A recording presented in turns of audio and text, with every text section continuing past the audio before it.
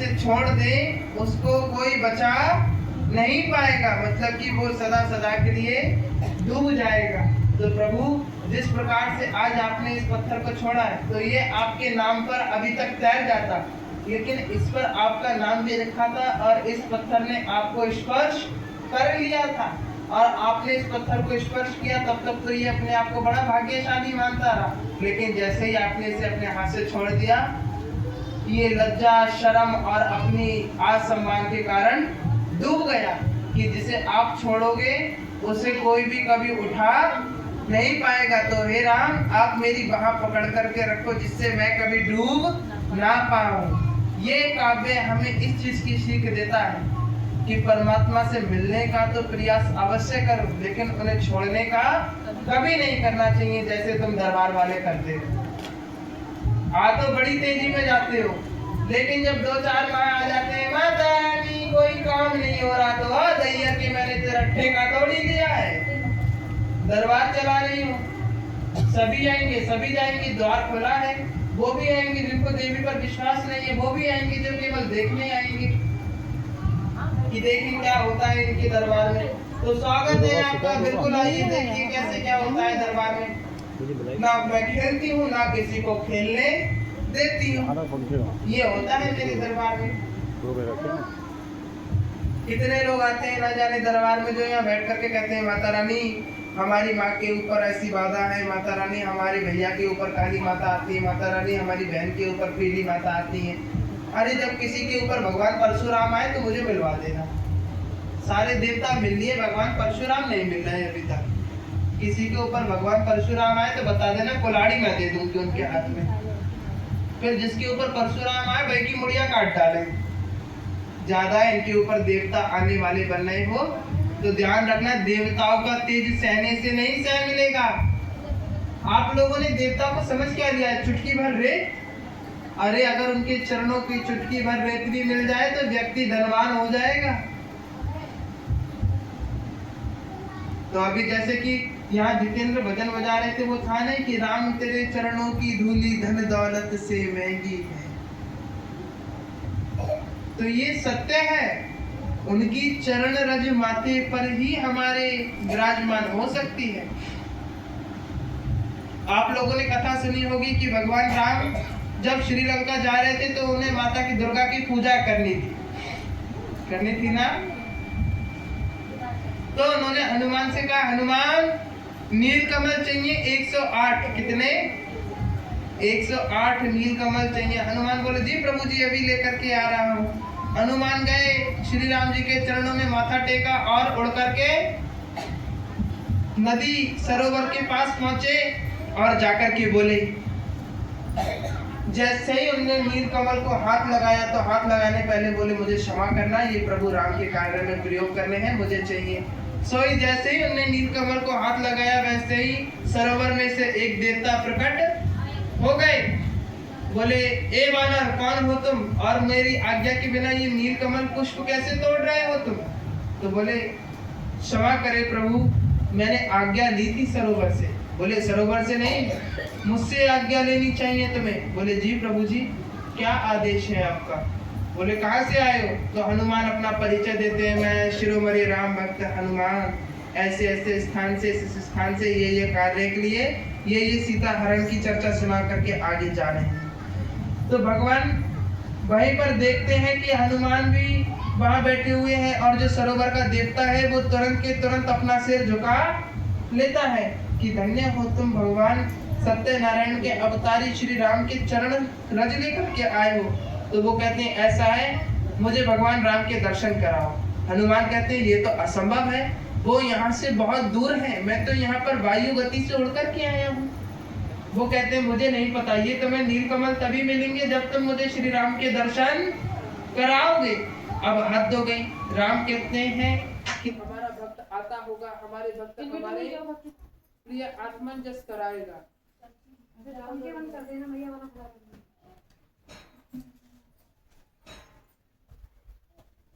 बड़े हनुमान कहते हैं कि अब कैसे कराऊं इनको राम के दर्शन। तो वो कहते हैं इसके अलावा कोई और शर्त? तो वह देवता कहते हैं कि तुम मुझे फिर उनके चरण स्पर्श करा दो। क्या कहते हैं? तो वो चालाक तो बहुत है हनुमान, चतुराई के तो देवता ही है हनुमान। हनुमान कहते हैं आपको चरणों के दर्शन करने हैं? कहते हैं हाँ। और बोले अगर चरण रज के दर्शन कर लो तो वो कहते हैं मुझे चरण रज ला करके दो तुम भगवान राम की। अब हनुमान तो खाली हाथ गए थे, चरण रज लाए कहाँ से? लेकिन जब हनुमान नीलकमल लेने आ रहे थे तब उन्होंने अपना माथा श्री राम के चरणों में रखा था, तो वहां की रेत की कुछ चिलकियां उनके माथे पर लग गई थी। अब जैसे ही देवता बोले कि मुझे कुछ भी करो, तो हनुमान बहुत चालाक, उन्होंने लिया अपना माथा और नदी में झोंक दिया। सो जितनी छोटे छोटे रेत के कंकड़ थे वो नदी में घुल गए, और नदी में घुलते ही वो नदी के बीचों बीच खड़े देवता को उनके चरण रज स्पर्श करते ही वो आधार मुक्त हो गया और प्रसन्न हो गया, और उसको श्री राम के चरण रज के दर्शन हो गए। और इस प्रकार से हनुमान 108 नीलकमल लेकर के प्रभु श्री राम के चरणों में लाकर के अर्पण कर दिए देवी दुर्गा की पूजा के लिए। ये लीजिए भगवान। तो उसी बीच एक नीलकमल देवी दुर्गा गायब भी कर लेती हैं, तो उसकी बजाय श्री राम अपना नेत्र चढ़ाते हैं, जिससे दुर्गा जी खुश हो जाती हैं। तो ऐसे प्रकार से काव्य भक्त शिरोमणि हनुमान ने अपने जीवन काल में करे हैं। फिलहाल के लिए तो अमर है, लेकिन उनकी देह का भी नाश हुआ है, उन्होंने भी शरीर त्यागा है। तो इस प्रकार से पता चलता है कि आदि देवता में कितना बल होता है, कि जब भी आपको इस संसार में जीना है तो सभी प्रकार के कर्म करने पड़ेंगे। जो ज्यादा साधु संत ज्यादा मुंह चलाते हैं ना कि सदैव सच बोलो, तो कहना तुम कितना सच बोलते हो। तुम भी तो आगे कथा कर रहे हो, पीछे पीछे दसियों लाख रुपए अपने पेट में घुसेड़े ले जा रहे हो। पहले तुम तो सच बोल लो। मोह माया पर ज्ञान देने वाले अच्छे अच्छे बंगलों में रह रहे हैं, ऐसे संतों की बात कभी मत सुनिए, ये सब पाखंड है। मैं लिख करके दे सकती हूँ, देवी भागवत पुराण में लिखा है कि ये जितने भी आज के ब्राह्मण कथावाचक और संत बने बैठे हैं, ये रावण युग के राक्षस हैं जो आज मुक्त हो रहे हैं एक एक करके। मैं झूठ बोल रही हूँ तो पुस्तक लेना और अपने आप पढ़ लेना। अध्याय 4 में पूरा वाक्य लिखा है कि रावण ने कहा था कि मेरी सेना को मुक्ति कैसे मिलेगी। तो रावण ने जब सीता का हरण किया था तो किस वेश में किया था? साधु वेश में किया था। जिस साधु वेश भी बना बैठा रहेगा और पीछे पीछे गलत काम भी करता रहेगा, ये कलयुग की पहचान है। तो आज जितने भी ब्राह्मण है, अगर कोई यहाँ ब्राह्मण बैठा हो तो मुझे क्षमा कर देना, लेकिन मैं सच्चाई बताने से पीछे नहीं हटूंगी, मैं उससे क्षमा मांगूंगी, हाथ जोड़ करके कोई ब्राह्मण हो। लेकिन हमारी देवी भागवत पुराण में मैं अभी पढ़ चुकी हूँ, पूरा पाठ करी हुई हूँ, तो उसमें लिखा है कि आज के जितने भी ब्राह्मण हैं सभी के सब त्रेता युग के राक्षस जाति के इस जन्म में जन्मे हुए हैं, और वो अब पहले राक्षस थे, अब ब्राह्मण बन गए, तो अब वो तर रहे हैं, यानी उनको मुक्ति मिल रही है। तो आज का जो ब्राह्मण है वो केवल नाम का ब्राह्मण है। ओम भभूति भट्ट स्वाहा, ले तेरा हवन हो गया, ला तो दक्षिणा दे, तू अपने रास्ते और मैं अपने रास्ते, ऐसे ब्राह्मण है।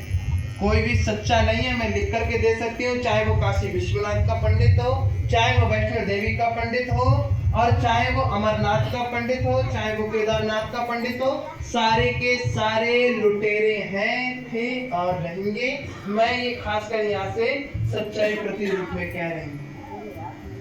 कोई भी बिना धन के काम नहीं कर सकता। अगर काशी विश्वनाथ भगवान में लोग रोज 10 लाख लोग दर्शन करें और उन 10 लाख में से एक भी व्यक्ति अगर वहां पे दान ना दे, तो वह पंडित मंदिर खाली करके चले जाएंगे। लिख करके दे रहे हो दावे से।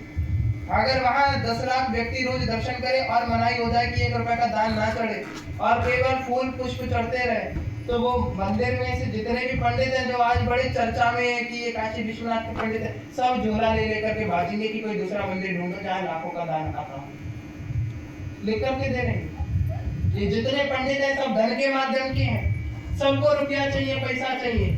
और आप देखेंगे ये जितने भी कथावाचक है, इनके पास इनकी चेष्टा में, इनकी शाखाओं में कम से कम 10-10 करोड़ रुपया भरा रखा रहता है, ताकि अगर कल को हम पकड़े गए तो हम रुपया भर करके छूट सकें। इस वजह से, क्योंकि साधु संत गलत काम करते हैं, गौशाला के नाम पे इतना धन ठगते हैं। गौशाला ना जाने कौन कौन सी शालाएं खोल दी हैं।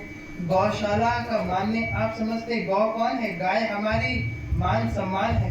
गायों को किस प्रकार से गौशाला खोल दी, अब गोबर में बैठी हुई है, जो कोई गौशाला थोड़ी। अरे 8-10 कर्मचारी लगाओ जिससे कि वो रोज गोबर सफा करें, उनके लिए अच्छी घासी का भूसा आ सके, अच्छा बाटा आ सके, मसूर की दाल का छिलका आ सके, जिससे उनके अंदर तंदुरुस्ती बढ़े, उनको सुंदर वो के तुम्हारी कथा में 10 कुंटल से फल आता होगा, वो 10 कुंटल का फल तुम मंडी में बेचवा देते हो।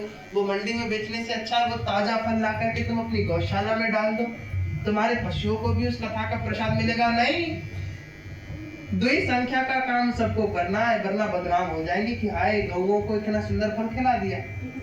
अगर मेरा दरबार कल को आगे बढ़ता है, मैं लिख करके तेरी देवी हूँ, आज ही मैं भविष्यवाणी करके जाती हूँ, कल को मेरे दरबार में 10 लाख भक्त आते हैं और उनका जो दान पुण्य और फल आएगा, मैं गौशाला तो नहीं खोलूंगी, वृद्धशाला तो नहीं खोलूंगी, लेकिन हाँ पक्षियों के लिए एक ऐसी व्यवस्था बनाऊंगी। धूप इतनी तेज है, कम से कम 1000 एकड़ में ऐसी पक्षियों के लिए व्यवस्था बनाऊंगी जो पूरा संसार देखेगा।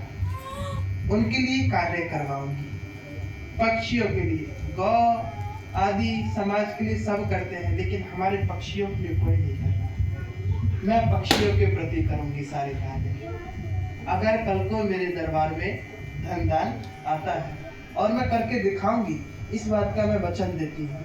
और ये आज ही से कार्य होना शुरू होगा, आज ही से दरबार में देखना।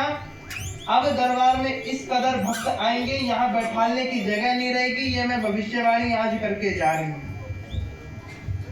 क्योंकि मैं झूठ बोलती नहीं, मैं सच्चे के साथ सत्य का साथ जोड़ देती हूँ। जब पुत्र हुआ उसका भी बताऊंगी, पुत्री हुई उसकी भी बताऊंगी, किसी को हानि होगी उसकी भी बताऊंगी। परमात्मा की बड़ी कृपा है कि भूत बाधा वाले तो पहली बार में ही ठीक हो जाते। और मैं आगे भी प्रयास करूंगी, जो कुछ हो अच्छा हो। परमात्मा की लीला व्याख्या अद्भुत हो। जब भी आपको कोई हानि हो, आप मुझे याद करें, आपका अवश्य कल्याण होगा। यहाँ आधे से ज्यादा जनसंख्या इसलिए आती है ताकि वो मुझसे बात कर सके, आधी से ज्यादा। लेकिन भक्त आप लोग बुरा ना माना करो, मैं आपसे बात ज्यादा देर नहीं कर सकती हूँ, क्योंकि मेरी भी मान मर्यादा है इस गद्दी की। देवी हूँ माना, लेकिन ठंडन गोपाल वाली देवी नहीं हूँ कि आजा भैया तेरे बारे में बता दूं, तेरे घर का ये चल रहा है, तेरे घर का ये चल रहा है, तेरी मेरो इसके साथ भागीदारी, इसकी मेरो इसके साथ भागीदारी नहीं। परमात्मा प्रभु जी मुझे क्षमा करें, इस गद्दी की मर्यादा है कि मैं भक्तों से केवल प्रवचनों के माध्यम से ही बात कर सकती हूँ, उससे एकांत में बात नहीं कर सकती हूँ। क्यों? क्योंकि मुझे आगे भी दरबार चलाना है। अगर मैं इन मान मर्यादाओं को खंडित कर दूंगी तो कौन करेगा? क्षमा कर देना किसी को, अगर मुझसे कोई वार्तालाप करनी हो तो वही मन में बैठो, हाथ जोड़ो, और मैं अगर सच्ची होंगी तो मैं तुम्हारे हृदय की भी पुकार सुन लूंगी, और अगर मैं झूठी होंगी तो नहीं सुन पाऊंगी। अपनी सच्ची श्रद्धा से हाथ जोड़ के कह दूं कि माता रानी हमारे संग ये हो गया है, ऐसी ऐसी बात हो गई है, और कोई हमारी सुन नहीं रहा है। मैं लिख करके देती हूँ, मेरी 51 लाख सेना में से 2 सेना तुम्हारे घर जाकर के तुम्हारे भविष्य का कल्याण करके खाएंगी। साचे दरबार की मैं सेनापति को आदेश देती हूँ, सेनापति दरबार के मुख्य रक्षक है।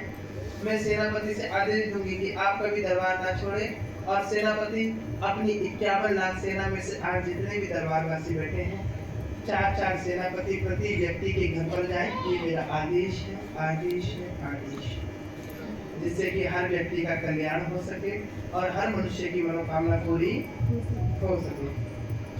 हर व्यक्ति को उसका मंगल प्राप्त हो, उसके घर में रोग काया हो, दरिद्र हो, कलेश हो, रोग हो और कर्ज। कर्ज को संस्कृत में कहते हैं ऋण। क्या कहते हैं? ऋण। अगर किसी के ऊपर ऋण की प्रक्रिया बन गई है, सब समाप्त करके आओ। ये मेरा सभी सेनापतियों को आदेश है। अपनी सेना को हर भक्त के घर 4-4 सेनापति चल करके जाए। ये मेरी आदेश और कृपा अनुभूति में आशीर्वाद। बोल साचे दरबार की।